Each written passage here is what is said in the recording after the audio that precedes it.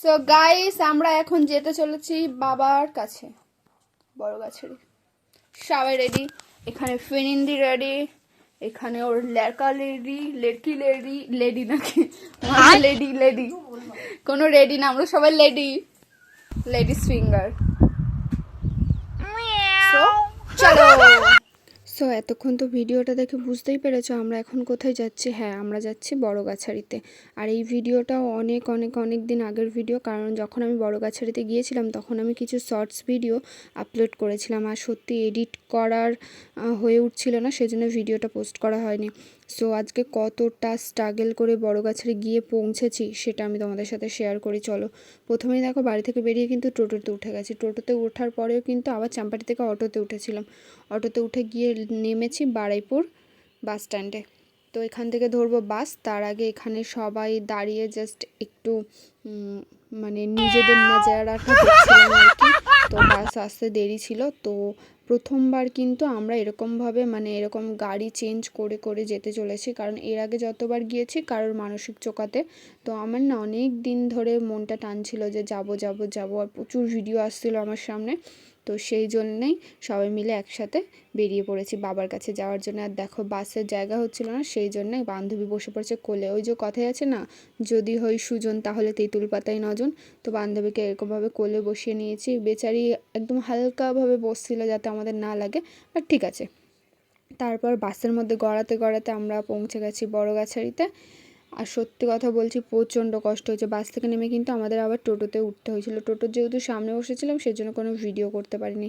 তো সবাই দেখো এখানে এর মধ্যেই ক্লান্ত হয়ে পড়েছে। তারপর চলো, এখান থেকে নিয়ে নিয়েছি প্রসাদ। প্রসাদ বলতে এখানে বাতাসা, লুকুনদানা আর ওরা একটা ঘট দিয়েছিল, ফুল, আর ফুলটা এক্সট্রা করে কিনতে হয়েছিল, আর ধূপ টুপ সব কিছু দিয়েছিল। তো এখন যাচ্ছি পুজোর ওইখানে। তো আজকে জাস্ট অনেক সকালবেলা উঠে স্নান টান করে রেডি হয়েছি, আর অনেকটা জার্নি করতে হয়েছে, তার জন্য জাস্ট এরকম সিম্পলভাবেই গেছিলাম। বাট কেমন লাগছে অবশ্যই কিন্তু কমেন্ট সেকশানে জানিও। আর এটা হচ্ছে কি দুধ পুকুর। তো এই দুধ পুকুরে আমরা এখন সবাই মিলে এখান থেকে ওই যে মাটির যে ঘটগুলো দিয়েছিল না ছোট ছোট, তো ওইগুলোতে এখন এখান থেকে জল নিতে হবে, আর এই জলটা গিয়েই বাবার ওখানে ঢালতে হবে।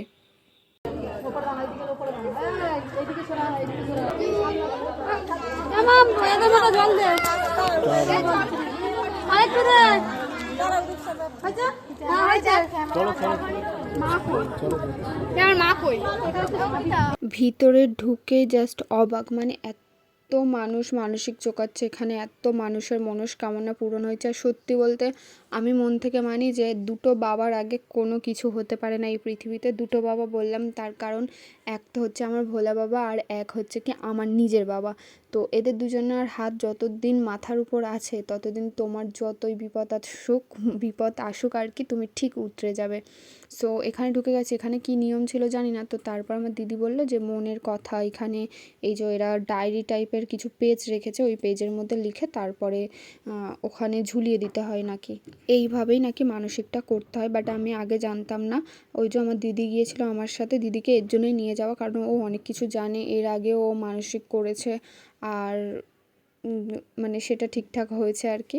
তো ওকে এর জন্যই নিয়ে গেছিলাম। তারপর দেখো এখানে আমি লেখা শুরু করেছি, আর সত্যি বলতে লেখার পর পেজটা জাস্ট শেষ হয়ে গেছে, কিন্তু মনের কথা শেষ হয়নি। মানে এত লিখেছি পেজ শেষ, বাট লেখা আর শেষ হচ্ছে না। তারপর দিদি বলল যে আর যেগুলো লিখতে পারিনি সেগুলো মানে ঠাকুরকে ভালোভাবে প্রার্থনা করে দিলেই হবে, সব কিছু লিখতে হবে এমন কোনো মানে নেই। সো তারপরে এখানে কিন্তু আর ক্যামেরা অ্যালাও ছিল না, সেই জন্য ভালোভাবে ভিতরে গিয়ে পুজোটা দিয়ে দিয়েছি।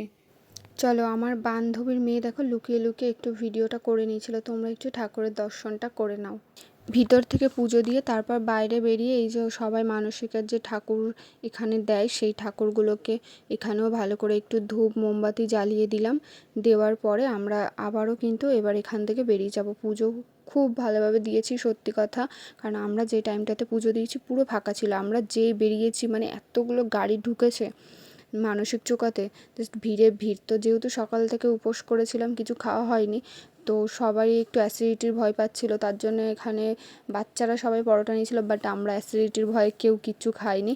তো সেই জন্য কিন্তু কিছু খাইনি বলাটা ভুল, আমরা এখানে ঘুগনি মুড়ি নিয়ে বসেছিলাম। আর সত্যি বলতে আমার ঘুগনি মুড়ি খুব খুব খুব ভালো লাগে। তোমাদের কেমন লাগে অবশ্যই কিন্তু জানিও। তো আমি বলছিলাম ঝাল লাগছে ঝাল লাগছে, আর এই যে ক্যামেরাম্যান আমাদের আজকের। তো ঘুগনি মুড়ি টুড়ি খেয়ে আবার গিয়ে একটুখানি বসে রেস্ট নিয়েছি। আর দেখো মন্দিরের এখানে সেটা কি গান তোমরা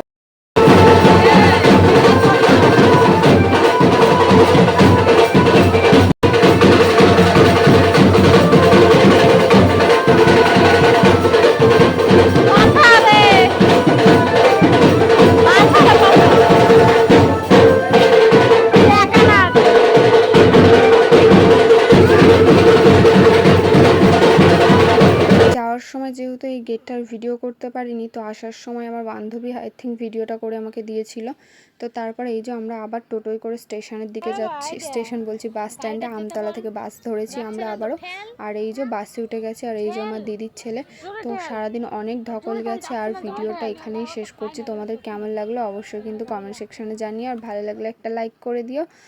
আর অবশ্যই চ্যানেলটিকে ফলো করে যারা যারা ইউটিউব থেকে দেখছো চ্যানেলটিকে সাবস্ক্রাইব করে অবশ্যই কিন্তু পাশে থেকো। সো দেখা হবে আবার নেক্সট ভিডিওতে।